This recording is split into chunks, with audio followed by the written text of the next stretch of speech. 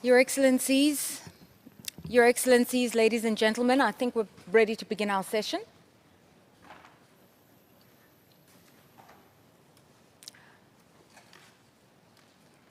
So to all of you distinguished guests, to all our esteemed panelists, delegates, and to all members of the public, the media and civil society, let me warmly welcome you to this high-level discussion titled WTO Reforms, Strengthening the Multilateral System. My name is Lerato Mbele, and it's a great pleasure to be here once again at the public forum. Now, it's needless for me to say that the world around us is changing, and it's a change precipitated by the advent of new technologies.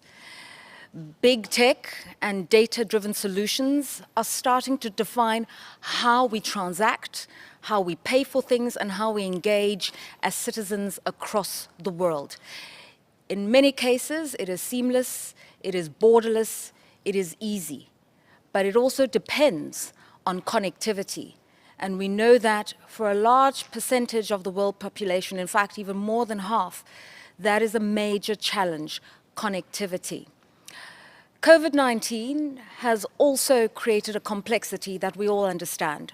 It's led to an unprecedented health crisis, but it's also led to supply chain disruptions across the world. The good thing and the positive thing around COVID-19 is it's really given impetus to all of us thinking about how to engage in a more creative way virtually, very much as we're doing right now with some of our colleagues speaking to us virtually and many of you watching virtually. That helps to amplify this idea of change and being ready for change. And so in today's discussion, as we talk about WTO reforms, we're going to locate them in the reality in which the world finds itself today, looking at the opportunities presented by digitalization, the complexities created by the health crisis, but also the very important social issues that have emerged around us.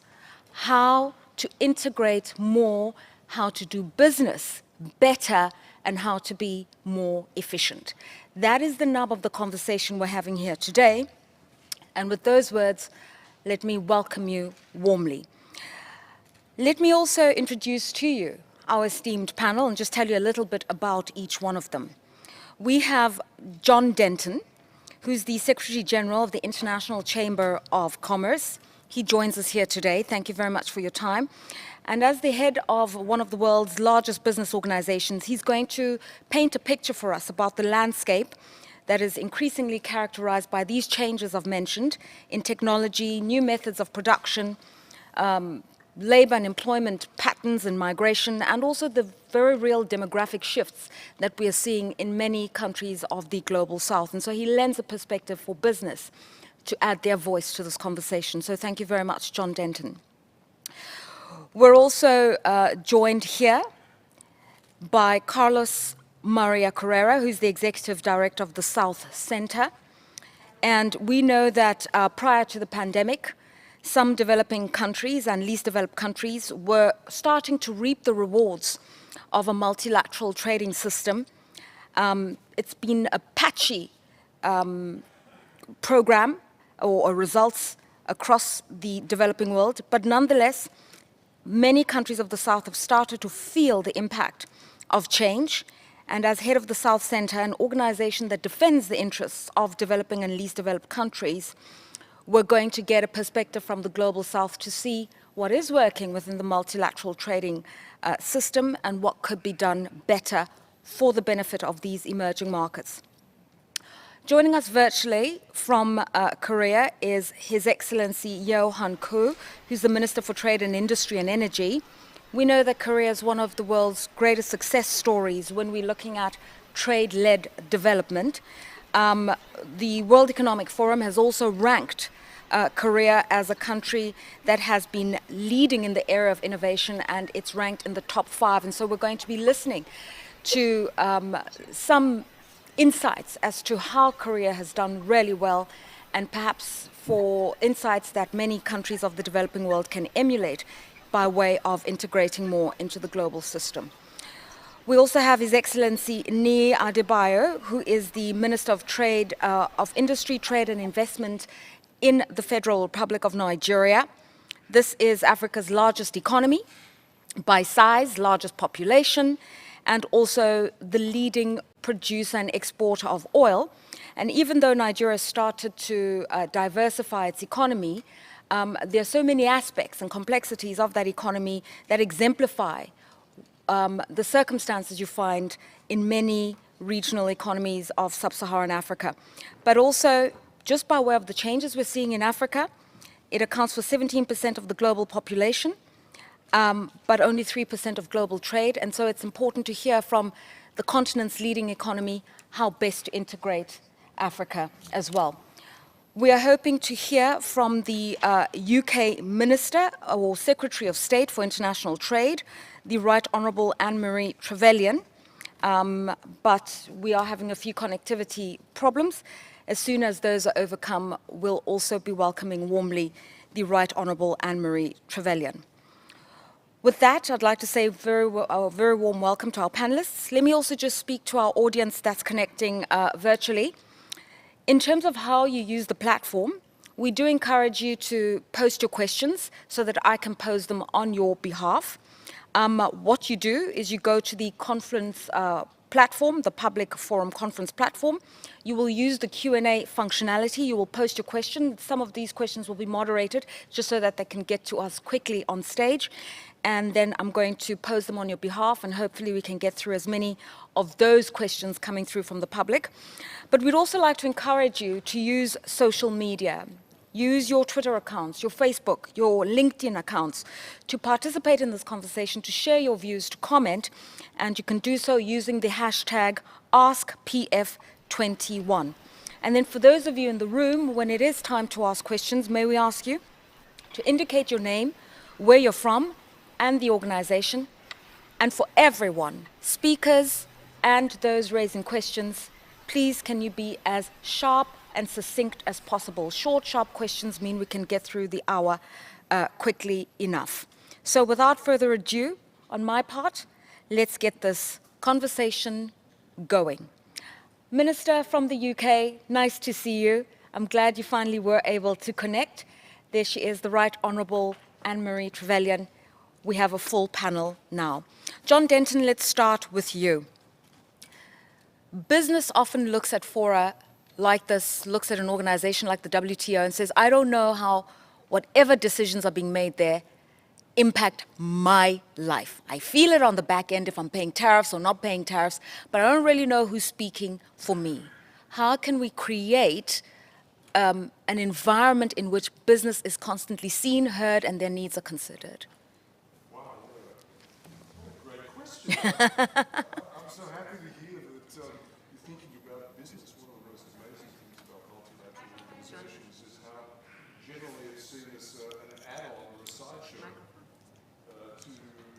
to business, to the functioning. In fact, I just spent a bit of time looking at the white paper developed by Secretary General Guterres on the weekend about a new form of multilateralism, and I was struck by how the Secretary General was able to describe the problem, but the solutions he provided were so stuck in a paradigm of the United Nations of 2000 that he fails to realize that to resolve the problems of the world, you need to actually engage effectively with the private sector.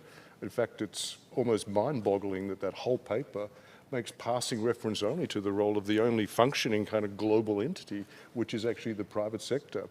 So I think it's really refreshing, by the way, that under Dr. Ngozi, that the business community and its thoughts and its recommendations are actually brought into the discussion of the WTO. You ask a very good question. How do we feel relevant? Well, the fact of the matter is we are end users of the WTO. And when we think about the WTO, for it to be useful for us, it has to function. It has to be fit for purpose for the 21st century. The issues it deals with have to deal with issues to do with the 21st century, and it needs to get its operating model into some order. I mean, it's kind of crazy when you look at the way this show operates, that you can have ministers and prime ministers and leaders at the G20, G7 level instruct the negotiators in Geneva to get on and get things done, and then they studiously ignore them And you see that with the fisheries agreement, fisheries subsidies agreement, where how many times in 21 years, and I'm relatively new to this game, so I'm looking at the history books here, have they been instructed to finish this deal? And they haven't. What kind of credibility does this organisation have going towards the end of this year? So it needs to actually grapple with issues that it's been told to grapple with because they're relevant issues. It needs to have credibility. It needs to be dealing with issues to do with the pandemic. I mean, the WTO took itself out of the game in the pandemic. Thank God Dr. Ngozi is here because she's actually resurrected and engaged on that issue. I've taken a proposal this morning. We've launched a very important, I think, set of recommendations around 5 themes, really building on the need for relevance of the WTO. One area is that we need to learn from what's just happened and prepare the organisation to grapple with health crises in the future. And it's not because we see the WTO as the WHO, but if you want to increase access to vaccines, you have to be able to increase production, and you actually have to be able to distribute it. So we've come up with a proposal to do that. So it's got to deal with those sorts of issues, and the WTO needs to recognise that, and it's got to deal with the digital agenda. Thank God you're able to be connected, Minister, because we were worried that the digital agenda may not have actually got the UK in, but welcome, and congratulations on your appointment.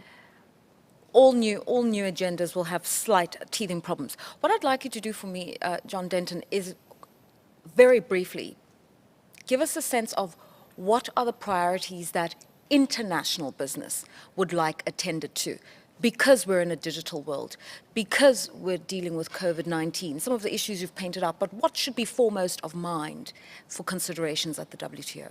Well, as I said, the first thing is getting the operating model working again, because you're not going to fix issues like the appellate process unless you get a system that's working. The fact that the system doesn't work means that a lot of issues are not dealt with by the appropriate jurisdiction, appropriate modality of WTO. They're kicked upstairs to the appellate process, and the appellate process that has been wandering outside of its jurisdiction.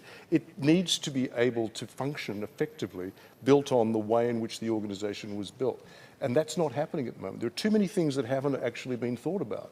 The fact that the notification system is actually now not operating, it means that things like supply chain notifications during the crisis were not actually done. So we need to update that. So really getting that operating model working properly is really important.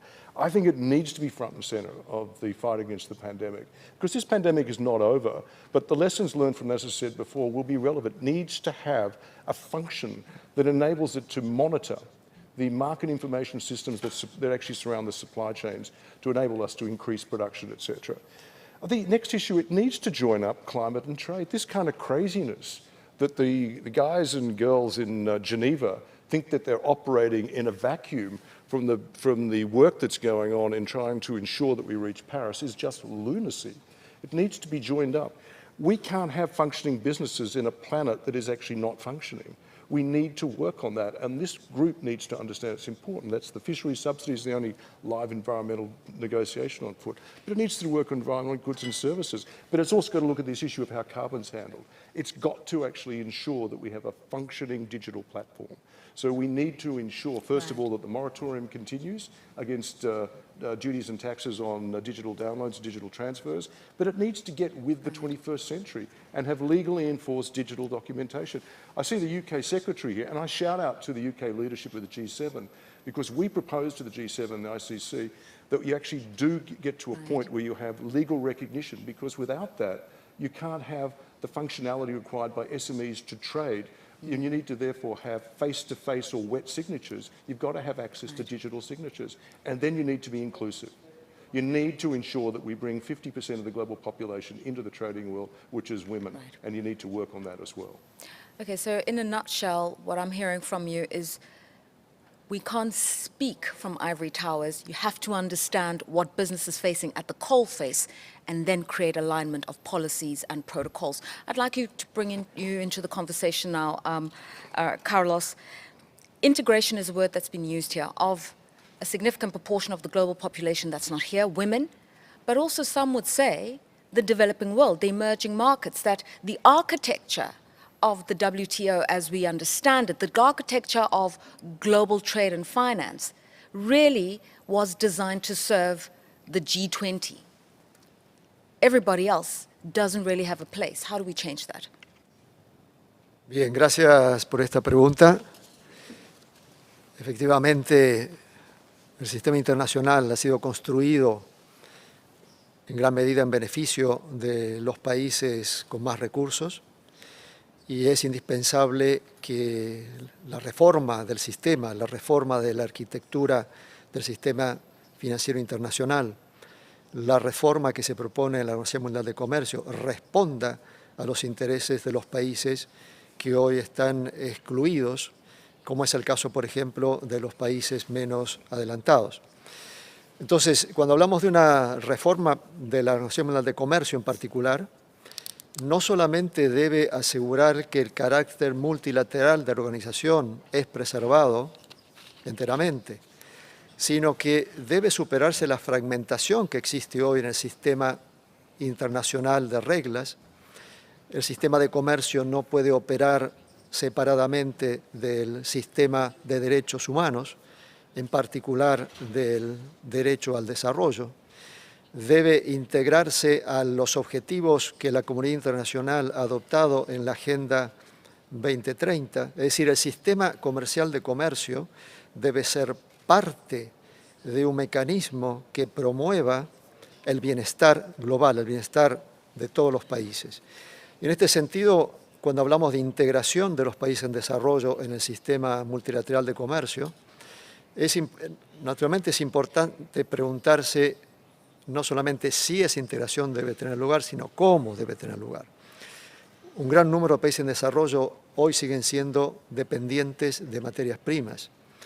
La integración de esos países en un sistema de comercio simplemente como proveedores de materias primas de poco valor agregado no creará el empleo, no generará las condiciones de desarrollo que son necesarias.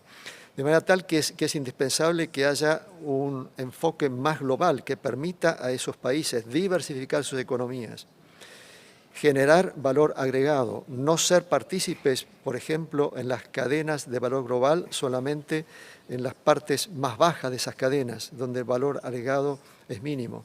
Este es un desarrollo integral, es una visión integral, en la cual el sistema de comercio internacional debe ser parte, y no pensar simplemente que integrándose las reglas actuales esto va a suceder, es necesaria una acción más decidida. Para dar solamente un ejemplo adicional, el tema de los países menos adelantados, en el programa de acción de Estambul se postulaba que para el año 2020 al menos el 50% de los países menos adelantados podrían alcanzar el nivel de graduación. Esto no ha sucedido. Y es indispensable que se considere esta situación en particular, así como la situación de los países que llegan a estado de graduación, pero deben seguir disfrutando de ciertas ventajas de los países menos adelantados. A very comprehensive response, lodged in a lot of policy and theory. I think what the WTO would want to know is what are the concrete steps that can be taken here, right now, 2021, 2022, that can start to advance opportunities for integration for countries in the developing world and those least developing countries that you're talking about. Just kind of key interventions that could be made, and then it's up to the policymakers and the regulators in those home countries to implement them or not, but what could really help?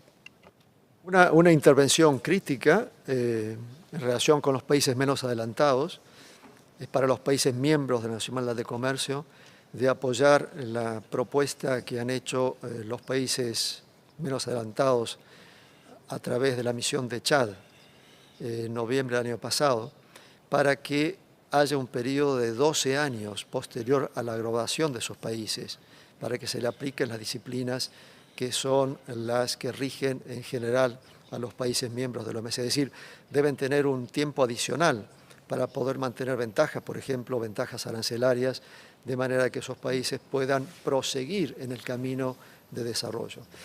Una segunda intervención importante tiene que ver con el diseño de la llamada reforma del sistema OMC, en un sentido que no limite la capacidad de acción de los países en cuestiones críticas, como por ejemplo la política industrial.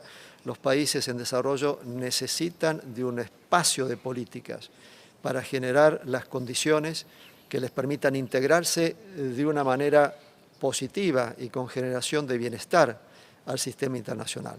Si se integran en su situación actual, como mencionaba antes, esto no se va a lograr. Let me bring into the conversation the Honorable Minister for Trade and Industry and Energy in Korea.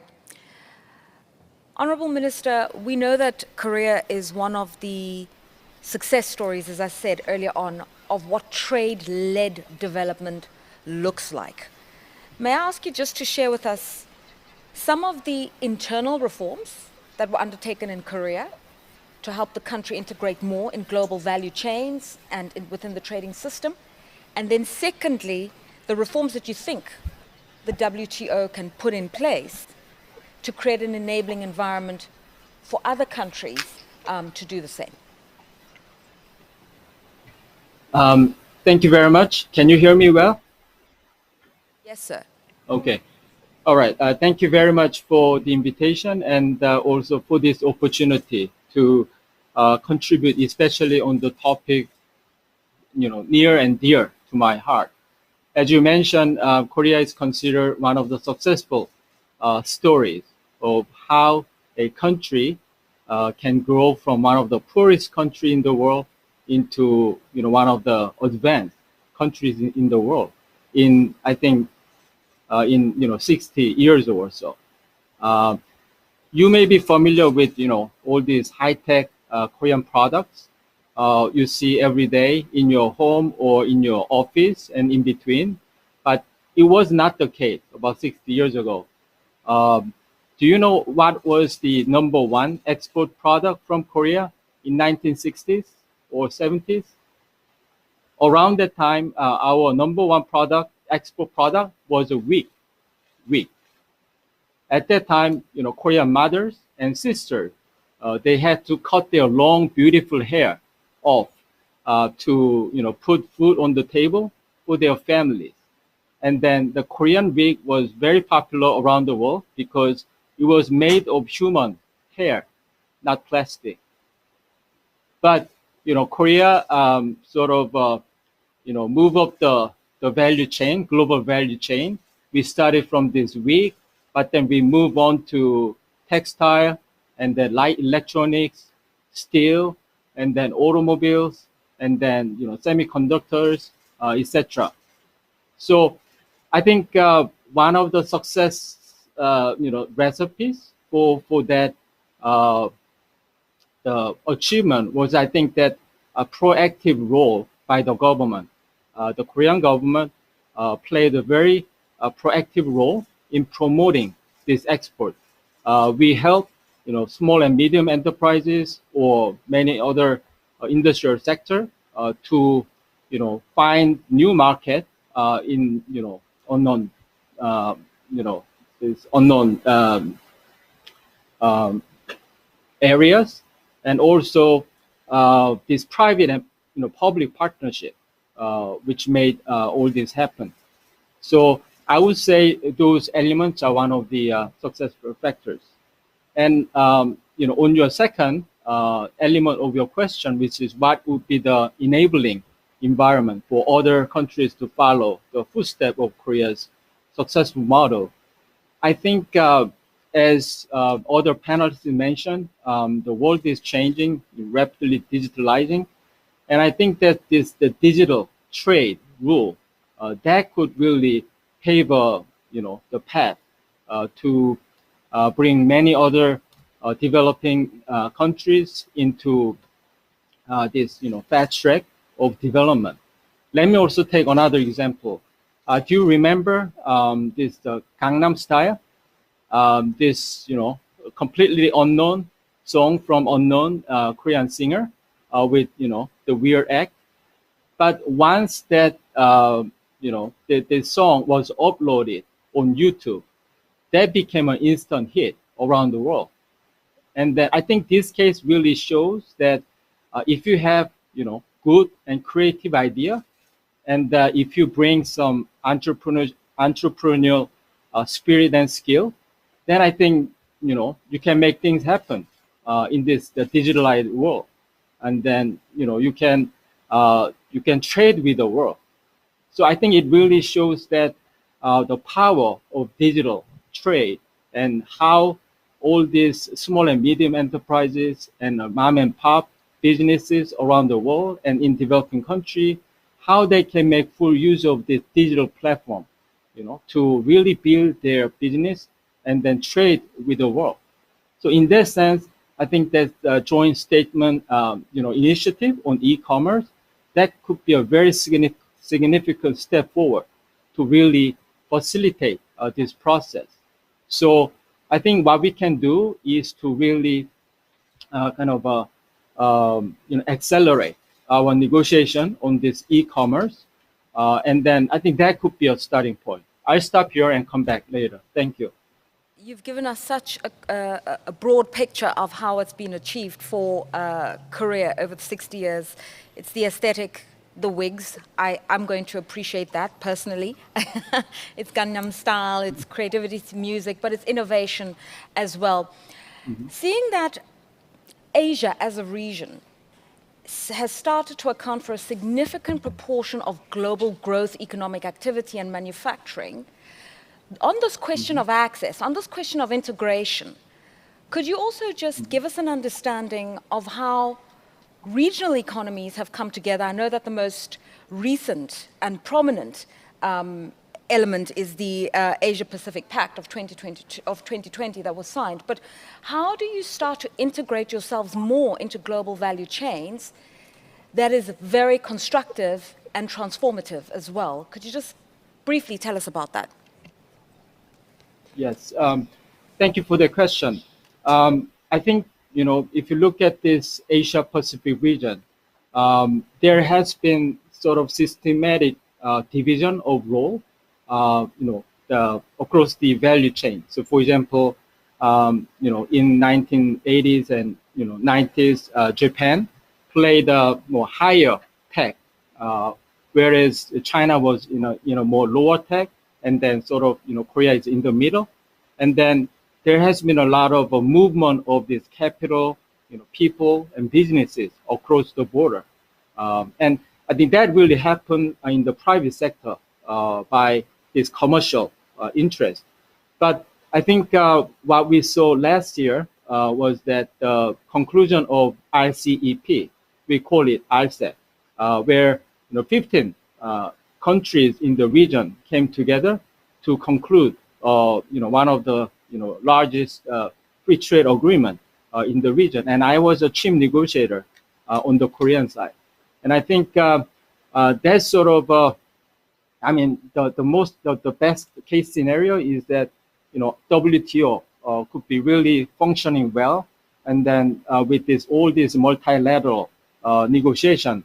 But as a sort of a second best choice in this regional format, with this kind of regional integration, I think we could facilitate this integration of this regional market with this plurilateral trade deal. Thank you. Thank you very much. Let me bring in the Honorable Minister of Industry, Trade and Investment from Nigeria, Minister Adebayo. Thank you very much for your time. So much is happening on the African continent, collaboration and the coming into commission of the African Continental Free Trade Agreement, literally starting on the 1st of January 2021. Tell us a little bit about the momentum that exists to integrate markets on the African continent, and perhaps how this could help to then integrate the African continent into world markets. Well, thank you very much. It's very good to be with you this afternoon. I'm happy to be with you. I do, like you rightly mentioned, the African Continental Free Trade Area Agreement came into effect on the 1st of January this year. However, there are specific challenges that we are still facing for it to be fully functional. The African Continental Free Market is a market of about 1.3 billion people. The population of the market is 1.3 billion. And we believe that it gives Africa the opportunity to trade amongst it for inter-Africa trade. It is one of the biggest markets in the world, and we believe that by trading amongst ourselves, we will be able to get better advantages that we currently have because of the challenges that face us integrating into the multilateral trading system. As you're well aware, Africa is endowed with enormous resources, and it provides us with the opportunity of being a major player in the global economy, and especially in the multilateral trading system. However, in spite of Africa's potentials, it continues to face both internal and external challenges, which impedes its integration into the global economy. Let me start by listing some of the external challenges which we face. Lack of market access in sectors of export interest, and unfair trade rules and practices that lead to low levels of export. In particular, tariff peaks and tariff escalation have restricted African exports to primary commodities, which are subject to cyclical price fluctuations that undermine the continent's development potentials. There are trade distorting domestic support in agriculture, and the unwillingness of WTO membership to strengthen special and differential treatment provisions in respective WTO agreements in line with the Doha mandate continue to undermine the effective participation of Africa in the multilateral trading system, given the continent's capacity constraints. Some of the internal challenges which we face, which we recognize, are the fact that we have a low level of industrialization and economic diversification. We have poor regulatory frameworks, low institutional capacity, and weak productive capacity. And we are hopeful that the African Continental Free Trade Agreement will give us an opportunity to improve on the capacities, the lack of capacities that I've just mentioned. We have huge supply side constraints, such as poor access to credit and poor technical capacity, both in knowledge and skills. The low levels of research and innovation, and poor infrastructure, particularly energy, which is a major constraint. And connectivity also is a major problem, and it has a negative effect on our competitiveness. So these are some of the major constraints that we have, but we believe that with the coming into effect of this agreement that we have signed amongst the African countries, we will be able to work on all these problems with a view to making us more competitive and making us to putting us in a position to compete on the global scale. Thank you. And at the very least, there's a blueprint for what change ought to look like internally in Africa. I'm going to take this opportunity, Your Excellency Adebayo, to pose to you a question that's coming through online.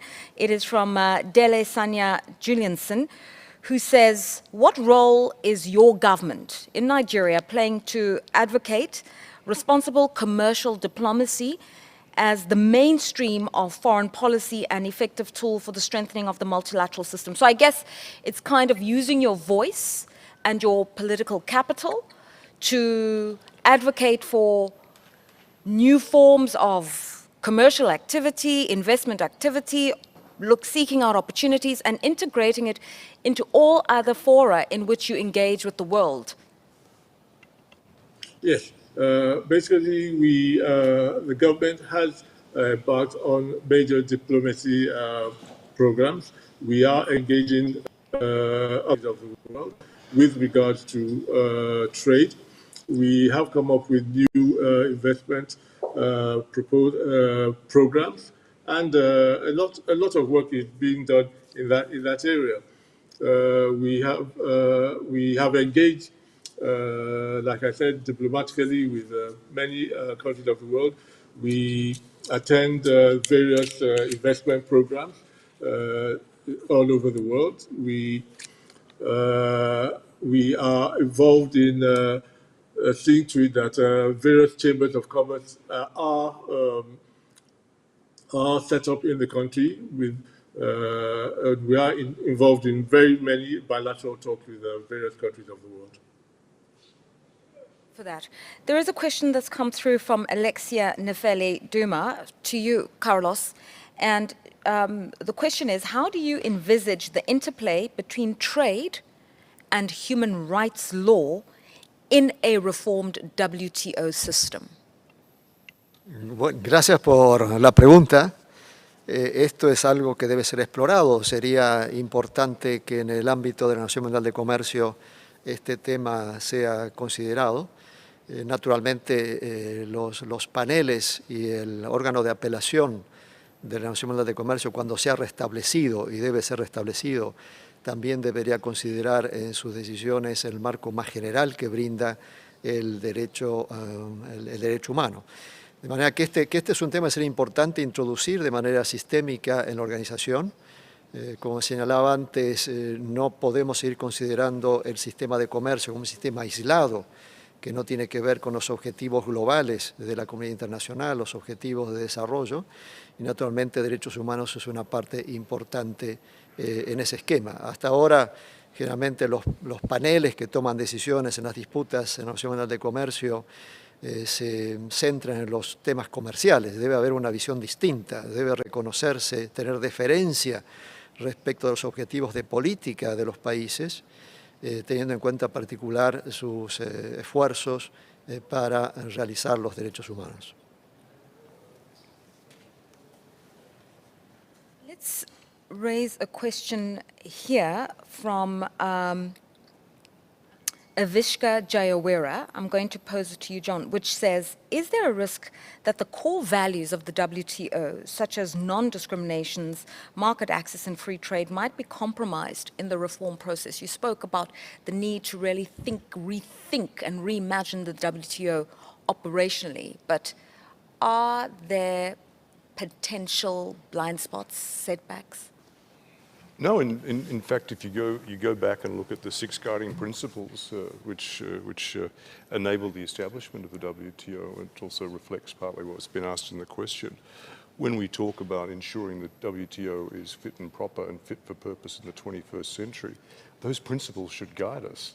They should continue to guide us. What's actually happened is we've lost our way. Where's the transparency which is actually expected with the failure of the notification process? Where is the accountability with the failure of the appellate process? All these elements are relevant. But also, one of the key principles of the establishment of the WTO was the obligation to work effectively with other parts of the global multilateral world in order to pursue economic growth. Economic growth in the 21st century will only happen when it's joined up with action on climate, action on SDGs. These are all requirements. And when we call, for example, for the creation of this mechanism to help in terms of future health mechanisms, we're talking about working with the World Customs Organization, with the OECD, with the WHO. These are all critical elements. So no, in fact, I genuinely think we're kind of reinventing a heritage brand here based on very clear principles. And those principles were sound 25 years ago, and they're sound now, just that the world has changed. We now operate in a world that didn't exist before, which is actually a digitally enabled world. And let's not forget that the internet only went to the public domain some 2 years after the WTO came into existence, and the rules weren't set up for it. Just before I pose my next question, I think it's important for me to state that we are really having serious connectivity issues with the UK minister, and that's the only reason that I haven't deferred to her. There are some connectivity issues in the United Kingdom at the moment, and as soon as we can resolve that, we can pose some questions to her. Fit for purpose is a term you've used, and I think when we talk now in a contemporary setting about fit for purpose, it's really preparing any organization for this brave, new, digitalized world that we've been talking about. The AI technologies, they're here, data is here.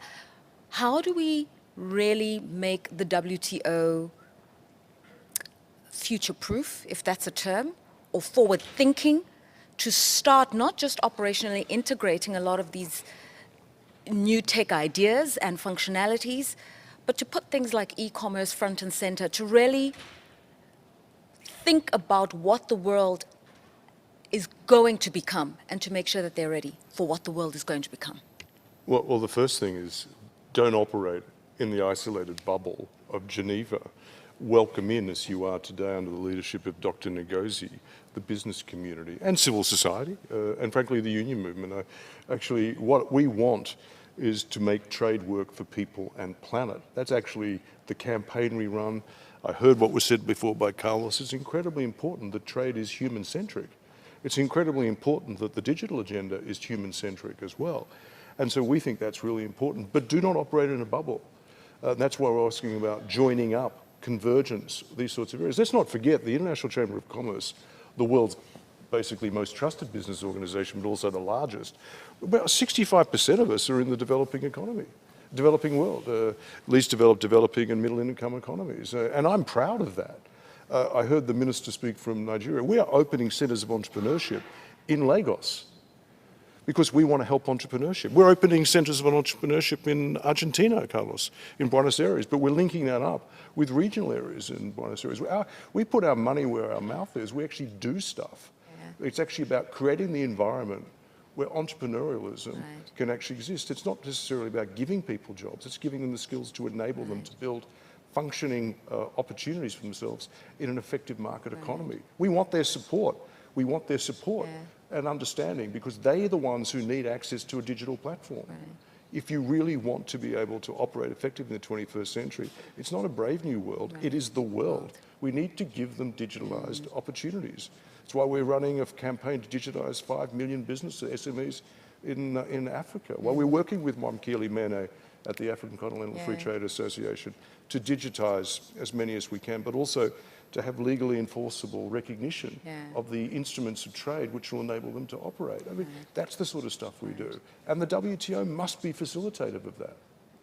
In fact, as you're speaking this way, despite what the Honourable Minister in Nigeria said about connectivity challenges, you know, the largest 2/3 of the mergers and acquisitions and deal flows in the tech and startup sector, 2/3 of those in the last year went to Nigeria alone. So there's a lot of enterprising ideas and innovation that's taking place even in some of these challenged markets. I want to come to you, Honourable Adebayo, and raise another issue of our era, climate change. And we heard earlier on that it's very important to start integrating discussions and protocols for the reduction of carbon emissions and green solutions into how we see the international network on trade. Now, I'm posing this question to you because as Africa's largest oil producer, the question is, what are you doing by way of energy transitions and doing it in such a way that it starts to completely transform a Nigeria and how it interacts with the rest of the world in this era? Well, like you rightly pointed out, that is a major concern for us as a country because our major export earnings are from fossil fuel oil, principally. But our President Muhammadu Buhari, is very, very concerned about climate change. It's something that's very dear to his heart. So we are looking and trying to find ways of diversifying our economy. We're trying to find ways of reducing carbon emissions. And we'll try to see what we can do to reduce our dependence on oil. A lot is going on in that regard, and a lot of focus and energy is being put towards the use of cleaner fuels. We are trying to work more with gas than with oil, and we are doing a lot in respect of trying to produce energy by using solar energy as well. So a lot of work is going on in that regard. Thank you so much. And John, I don't know whether you want to add to what's just being said, and it's not now the Nigerian example, it's just generally how to start integrating climate solutions, green solutions, transitioning countries into this new agenda. Well, I'm honoured to sit on the African Infrastructure Green Investment Bank, and I can tell you, and that of course is supported and funded by a number of the major equity players, but also government players in Africa, front and centre in the thinking around investment and infrastructure is actually the green implications of that. It's actually happening. And what we, in a funny way, what we actually want is for global fora, global agreements to catch up with where the private sector is. The point I often make is the private sector is way ahead of government in total. And when I look at the challenges, and I really do shout out to, I'm sorry the minister from the UK can't speak because the leadership of the UK at G7, the leadership of the UK on COP26, and the fact that they're putting climate change front and centre, the fact that they're actually working hard on the digital agenda. These are elements of leadership that should not be forgotten. But they're doing that in the comfort, I suspect, that the business community is 100% there behind them. In fact, it's a little bit ahead of them. So there's room to catch up and there's room for leadership here. So we are integrating green solutions. And at the ICC, for example, we come up with practical tools.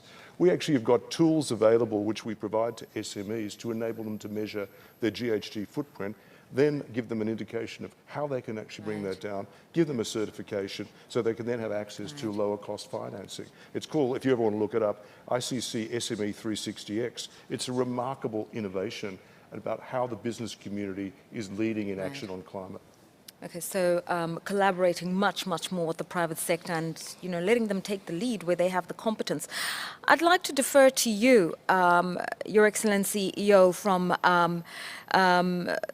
Trade and Industry and Energy in Korea. There is a question here posted by Eugene James, which is, the COVID-19 pandemic risks leaving many developing and least developed countries behind. What actions can advanced economies and large trading countries take to prevent the fragmentation of the global economy? So I want us to underscore this term, prevent the fragmentation of the global economy. Could you just give us a sense of how Korea has coped with the COVID pandemic in terms of the economy and the labor markets, and perhaps some of the things that can be done to keep a country in the system despite an unprecedented crisis like COVID-19? Yes, thank you for the excellent question. I think that's a global challenge that every nation is facing these days, and Korea was no exception. I think Korea has gone through this pandemic with our main principle of keeping our economy open throughout this pandemic. So we have never closed down our economy. We never locked down so far. But I think we, impose very strict social distancing measures and try to balance out between, this quarantine and then the safety of people and this recovering economy.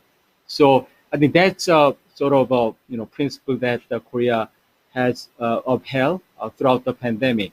When regarding the vaccine, I completely agree. I mean, President Moon has been a strong advocate of this equal access to vaccine by all people around the world, whether they are from developing country or developed country.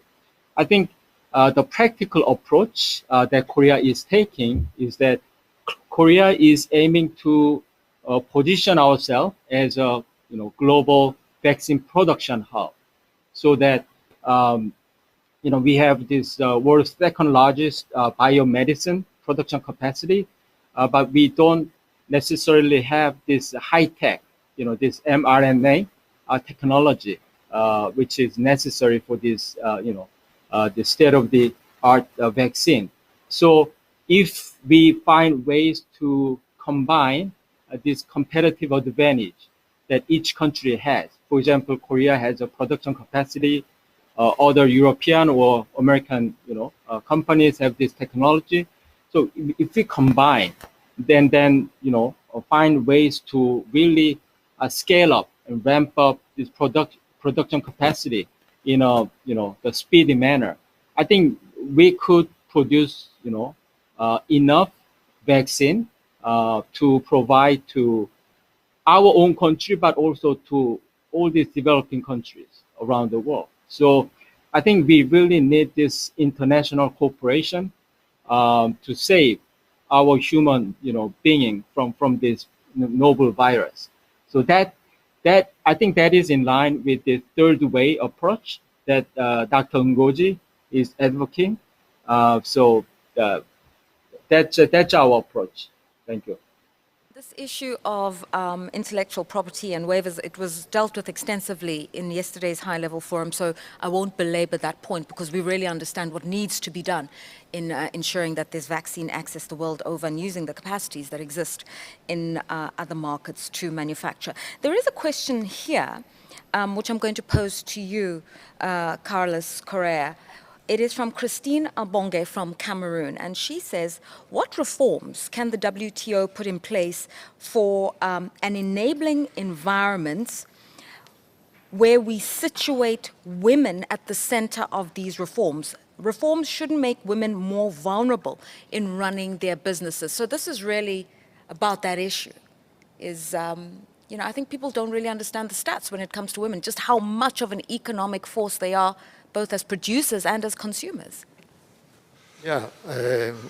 Bien, es una pregunta muy importante que tiene que ver con la orientación general de la reforma. Así como mencionaba antes, esta reforma no tiene que ser concentrada simplemente en los objetivos del comercio. El comercio no es un fin en sí mismo.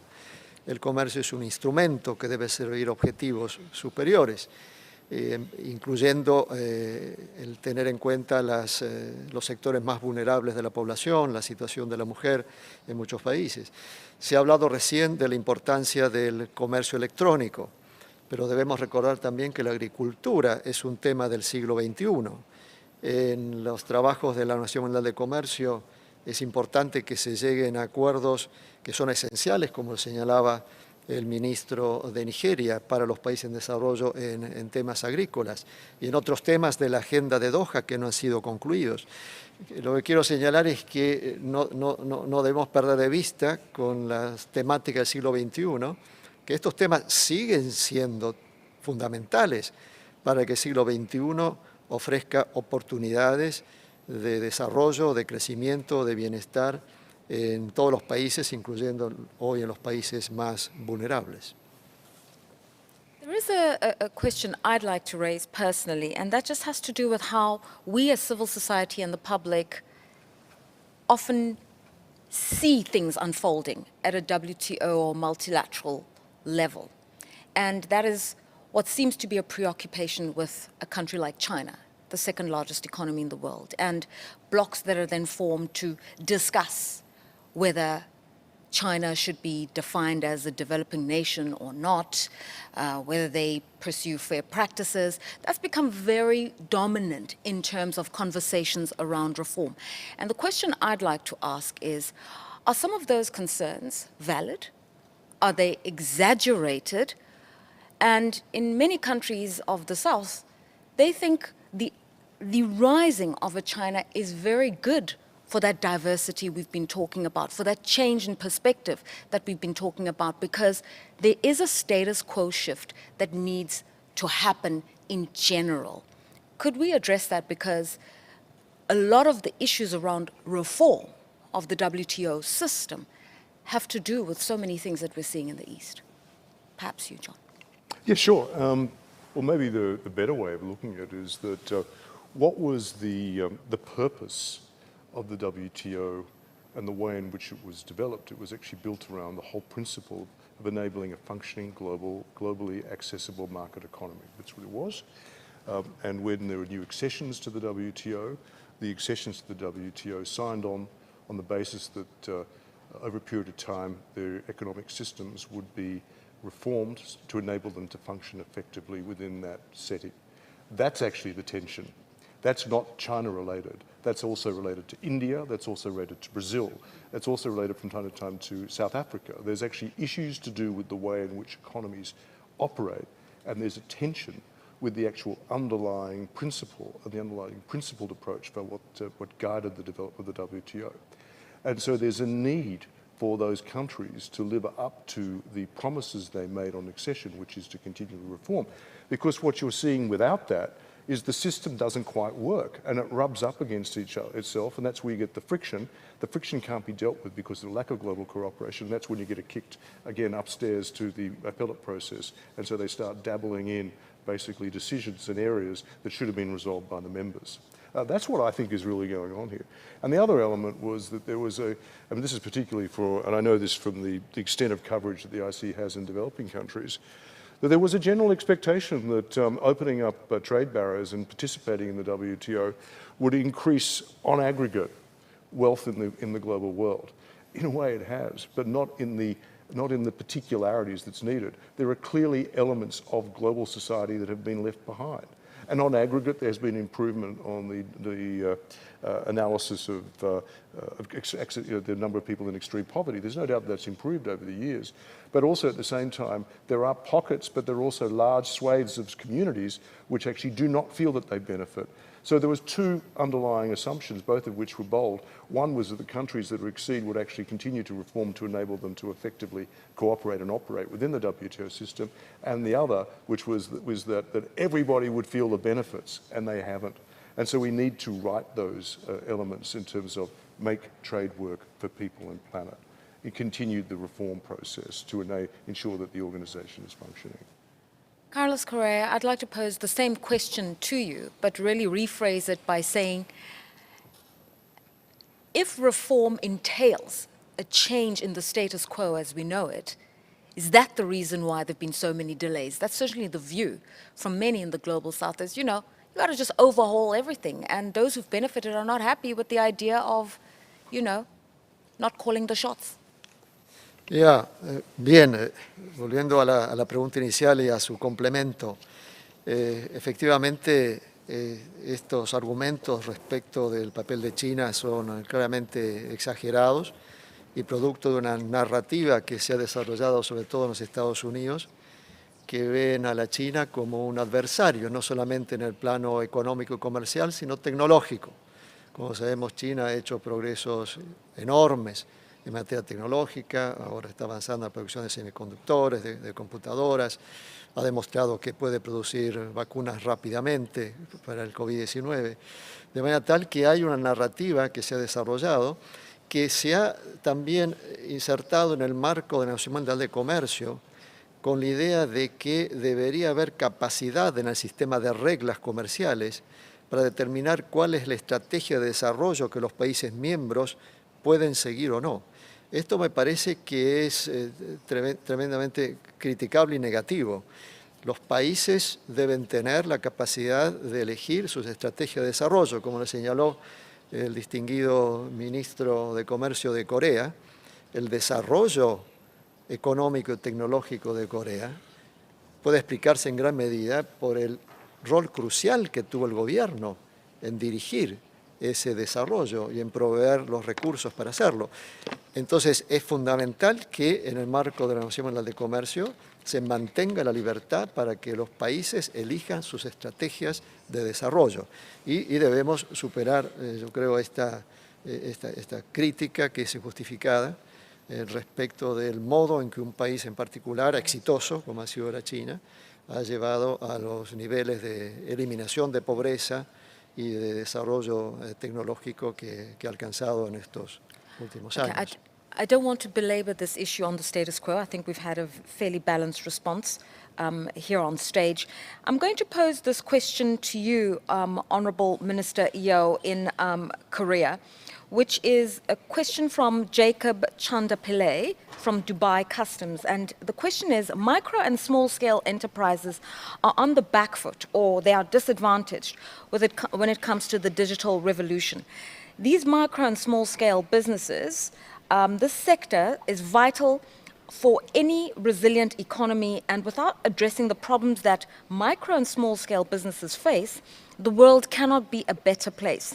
What initiatives are there for having an inclusive policy model? So just beyond the WTO and what can happen, how can small and medium enterprises be better supported in this digital era to make sure that they can participate meaningfully in global trade? And if that's really an area that's lagging, what are the suggestions that could come to the WTO to help them?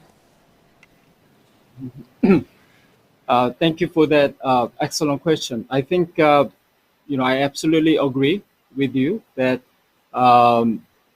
this digital trade can really help the small and medium enterprises and also mom and pop businesses around the world to really lift themselves up and have better access to the global market. But in any country, small and medium enterprises, they need some capacity building. They need skills training, and also they need some the systematic help from in terms of their marketing, identifying new opportunity in new market, etc. So I think that's the area where really this private and public partnership can play a big role.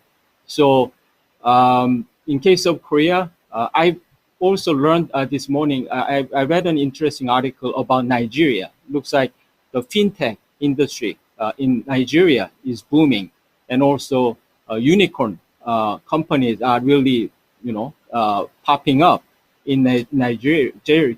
So I think that's just really encouraging. So in case of Korea as well, we have this very active policy measures throughout the value chain, of this the small and medium enterprises, from this R&D or this planning stage to the distribution channel, and then marketing, and etc., and the extra mile as well. So I think what WTO can do is to let these member countries to share their best practices on how to support these small and medium enterprises and incorporate them into this global value chain and these global trading opportunities. Thank you. And then a final question from our delegates and participants is from Mohammed Abu Saleh. And I'm going to pose this one to you, Honorable Minister in Nigeria. If there's any scope within the existing WTO system to reflect on right to trade and development for LDCs, least developed countries, and if the current framework is really helping least developed countries integrate in the system, what's your perspective? We believe, honestly, there has to be reform. Reform that effectively address the concerns and priorities of developing countries, particularly mandated issues which remain unresolved but are still extremely important. We believe these issues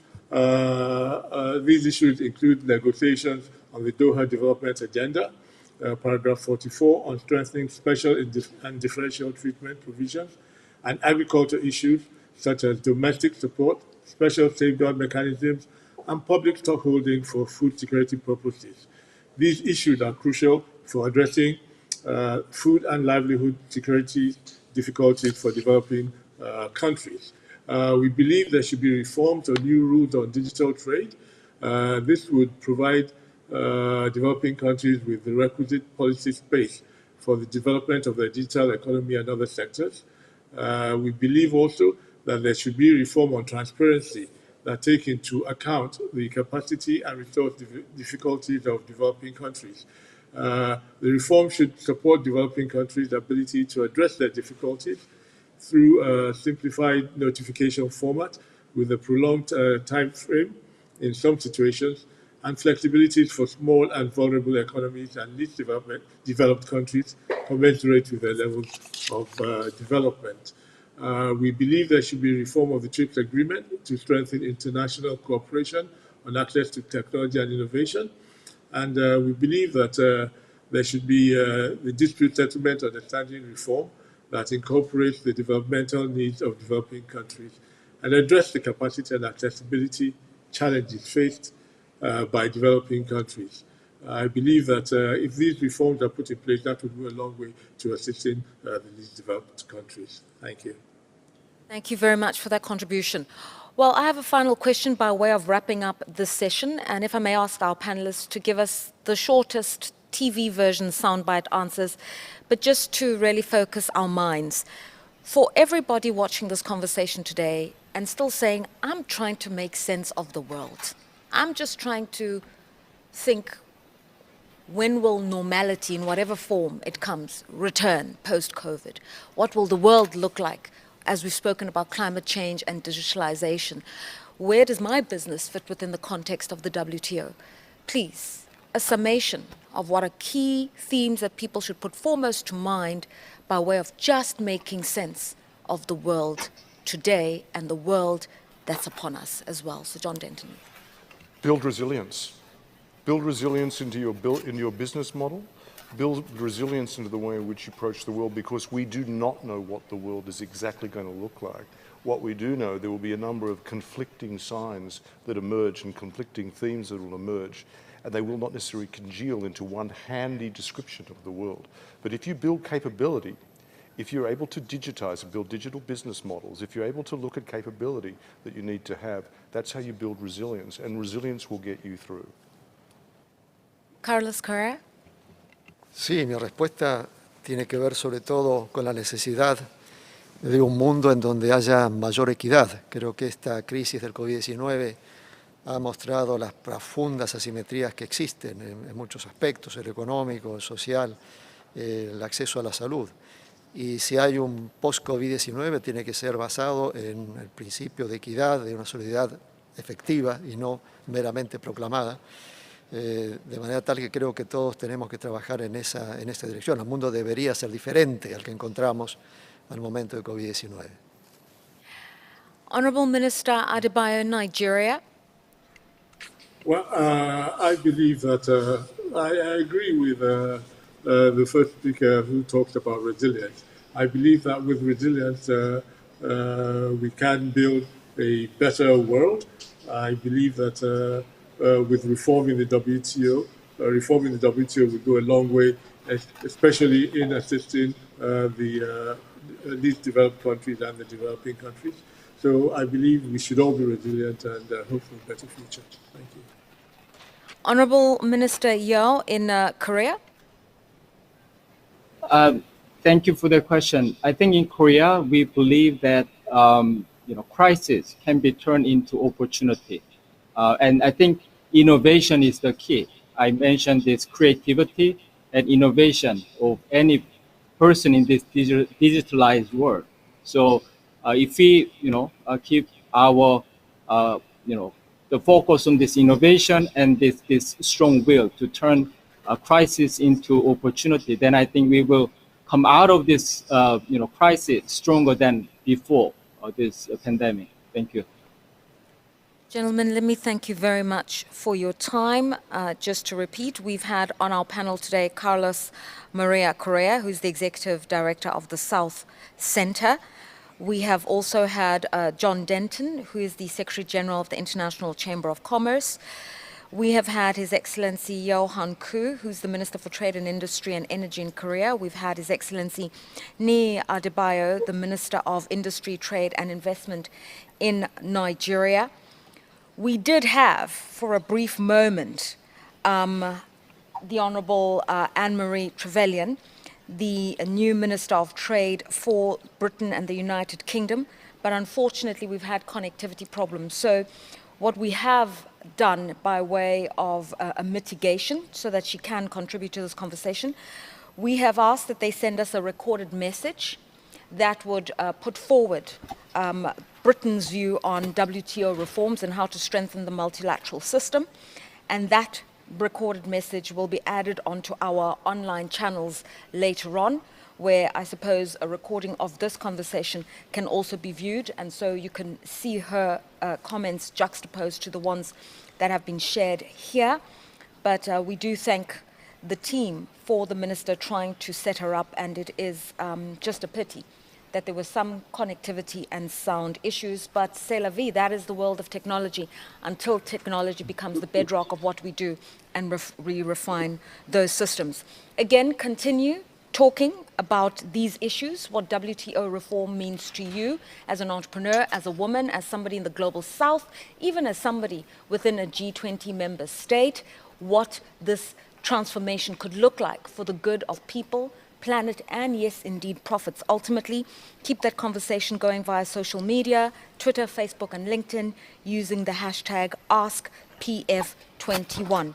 Ultimately, it's about innovation, it's about creativity, it's about being considerate about the next person, and it is all about resilience. That's the summation of our conversation this afternoon. I'm Lerato Mbele. Thank you for your time.